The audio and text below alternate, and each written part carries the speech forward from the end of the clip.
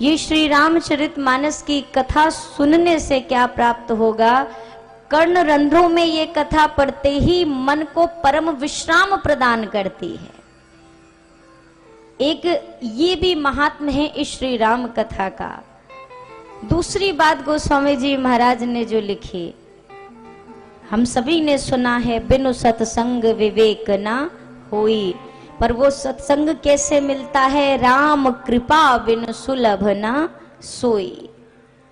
गोस्वामी जी महाराज ने एक बात ये कही कि ये श्री राम कथा सब कुछ प्रदान करती है। जो सकाम सुने उसे भी, जो निष्काम सुने उसे भी। राम चरण रति जो चहे अथवा गति निर्वाण, भाव सहित स्तेहि यह कथा करई श्रवण पुट पान। गोस्वामी जी ने लिखा, ये श्री राम कथा किसे किसे क्या क्या प्रदान करती है, अब आप दर्शन करिए।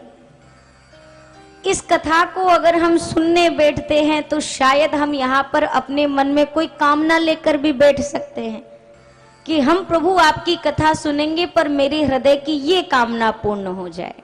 गोस्वामी जी कहते हैं जो सकाम सुनेगा उसकी कामना भी पूर्ण होगी और जो निष्काम सुनेगा उससे भी फल मिलेगा। अब सकाम आपकी जो भावना है उसका मतलब ये मत समझिएगा, ये श्री राम कथा आपकी समस्त कामनाओं को पूर्ण करती है। पर कैसी कामना? जो कामना आपकी धर्म संगत होगी, ये श्री राम कथा आपकी उस मनोकामना को पूर्ण करती है। अब अगर आप यहाँ पर कोई अधर्म संगत कामना लेके बैठ जाओ, हे ठाकुर जी हम आपकी कथा सुन रहे हैं, भला का सर्वनाश हो जाए, ऐसी कोई कामना यहाँ पूरी होने वाली कदापि नहीं है।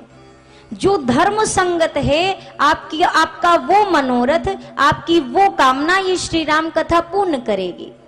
गोस्वामी जी कहते हैं इस श्री राम कथा से आप जो प्राप्त करना चाहते हैं, राम चरण रति जो चहे। अगर आपको राघव जी के चरणों का प्रेम चाहिए वो भी ये राम कथा देगी। अथवा पद निर्वाण, अगर आपको निर्वाण यानी कि मोक्ष की कामना है वो भी आपको ये राम कथा प्रदान करेगी। जो भी आप प्राप्त करना चाहते हैं ये श्री राम कथा देगी। पर कैसे देगी? भाव सहित सो यह कथा, वो इस कथा को भाव के सहित यहाँ पर बैठकर श्रवण करे तो प्रदान करेगी। श्री राम कथा के पांडाल में उपस्थित प्रत्येक जन राम कथा सुन रहे हैं, इस बात की कोई ना गारंटी है ना ही वारंटी है, दोनों में से कुछ नहीं है। इस पांडाल में बहुत प्रकार के लोग आएंगे।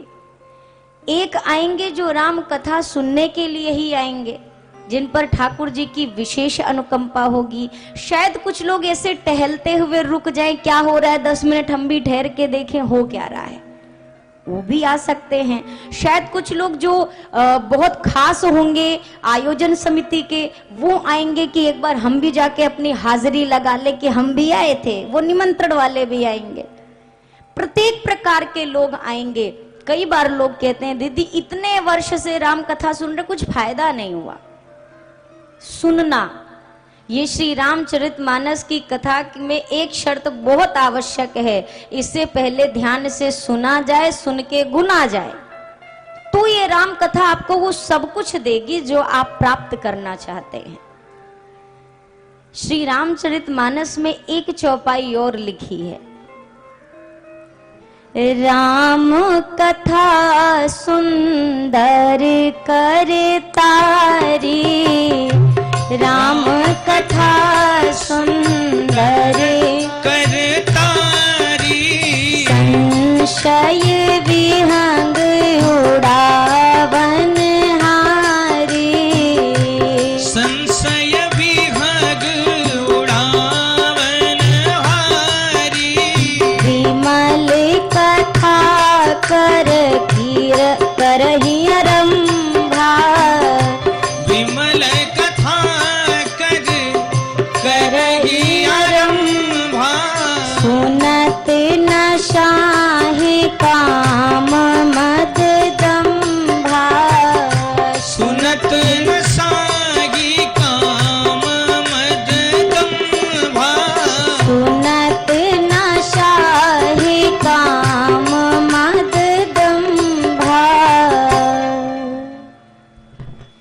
गोस्वामी जी महाराज ने लिखा है, राम, श्री राम में ये सुंदर करतारी, इसका क्या आशय हुआ? जैसे इस पांडाल में अगर अचानक से बहुत सारी चिड़िया पक्षियां आकर बैठ जाएं, बहुत सारी चिड़िया, अब उनको एक बार में अगर आपको उड़ाना हो तो आप क्या करेंगे? बोलिए, क्या करेंगे? ताली बजाएंगे। लेकिन एक यहां पर ध्यान दीजिए, गोस्वामी जी ने क्या लिखा है? सुंदर करतारी। कैसी करतारी बजनी चाहिए? सुंदर। ये नहीं कि आप हाथ पे हाथ छुआओगे तो माछी ना भागेगी, चिड़िया तो दूर की बात है। सुंदर करतारी जब बजती है, आपके तालियों की ध्वनि जहां तक गुंजायमान होती है ना, गोस्वामी जी कहते हैं जिस प्रकार एक ताली बजने से खेत में बैठी पक्षी उड़ जाती है, उसी प्रकार जब राम कथा में सुंदर करतारी बजती है तो संशय रूपी चिड़िया उड़ जाती है। संसार की सबसे कठिन बीमारी का नाम है शंका। बाकी बीमारियां टैबलेट लेने से, इलाज से ठीक हो जाती हैं, पर अगर एक बार शंका का रोग लग जाए तो जल्दी फिर ठीक होने वाला नहीं है। और जिस आदमी को ये बीमारी हो जाए, वो दूसरे का कछु घाटा नहीं होता, वो खुद ही परेशान रहता, कहाँ होंगे, क्या कर रहे होंगे, किसके साथ होंगे। ये जो चीजें हैं, ये 24 घंटे इस दिमाग को शांत नहीं बैठने देती हैं। ये श्री राम कथा मन के सभी प्रकार की शंकाओं का नाश करती है। कई बार कथा सुनने से शंका मिटती है और कभी कभी आधी कथा सुन लेने से शंका पैदा हो जाती है। दोनों बातें हैं। ये कथा तब आपकी शंकाओं का समाधान करती है जब संपूर्ण कथा सुनिए। मैया सती का चरित्र आएगा, आप दर्शन करिएगा। माँ ने कथा नहीं सुनी, इसीलिए शंका का रोग लगा। सुन ली होती तो कहीं गुंजाइश नहीं थी। गोस्वामी जी ने आगे लिखा है, इस परम पावनी विमल कथा का आरंभ हो रहा है। जंगल में जब कभी आग लगता है ना, तो सारे जानवर जंगल से बाहर भागते हैं आग से बचने के लिए, पर हाथी जंगल से बाहर नहीं भागता है। जानते हैं क्यों? क्योंकि हाथी सोचता है मेरी इतनी तीव्र गति नहीं है कि मैं शीघ्रता से जंगल को पार कर जाऊं।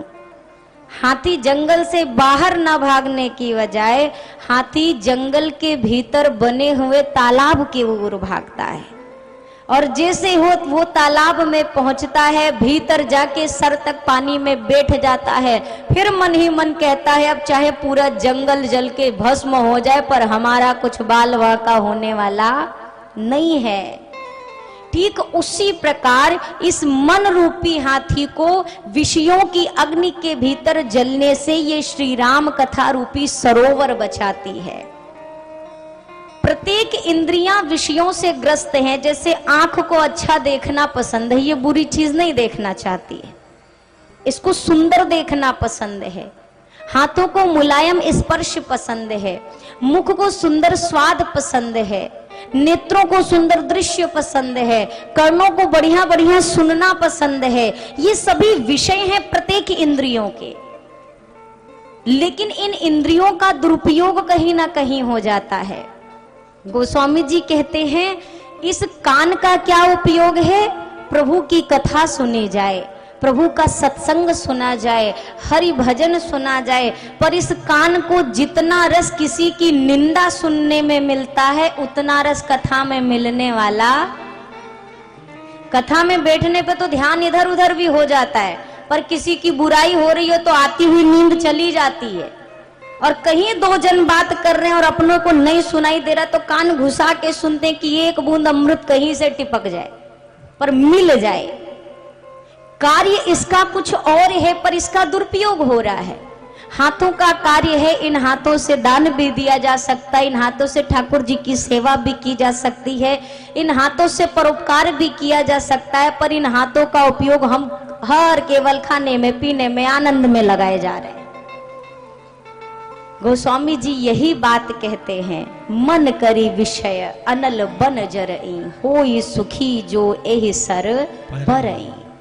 मन के सभी प्रकार के जो विषयों में ये मन जल रहा है, उससे ये राम कथा मुक्ति दिलाती है, समस्त प्रकार की कामनाओं को पूर्ण करती है। लेकिन एक शर्त है, जी श्रद्धा संबल रहित नहीं संतन कर साथ, तिन कहूँ मानस न प्रिय रघुनाथ। जिसके हृदय में श्रद्धा ना हो, जिसने कभी संतों का संग ना किया हो, जिसकी प्रभु के चरणों में प्रीति ना हो, ये कथा उसके लिए बड़ी कठिन हो जाती है। एक एक प्रसंग उसे शंका के गड्ढे में डाल देंगे, वो फिर उससे बाहर नहीं निकल पाएगा। आपने कई बार राम कथा सुनी है, आपको पता है कि सती माँ को मोह हुआ किसको देखकर? रोते हुए राम जी को देखकर। लेकिन अगर कोई पहली बार कथा सुनने बैठे और वो सुन ले राम जी जोर जोर से रो रहे थे, पेड़ पौधों से सीता माँ का पता पूछ रहे थे, तो सती मैया को तो हुआ ही था, ये भी बचने वाले नहीं है। ये कौन से भगवान की कथा ये लोग गाते हैं? भगवान भला रोते? वो भी क्या अपनी भार्या के लिए भगवान रोएंगे? उनको भी शंका का रोग पकड़ लेगा। क्यों? क्योंकि उन्होंने कभी सत्संग नहीं किया है। लेकिन अगर इससे हम जुड़े हैं, कभी संतों का सानिध्य प्राप्त किया है, तो यही कथा मन को अथाह आनंद प्रदान करने वाली है।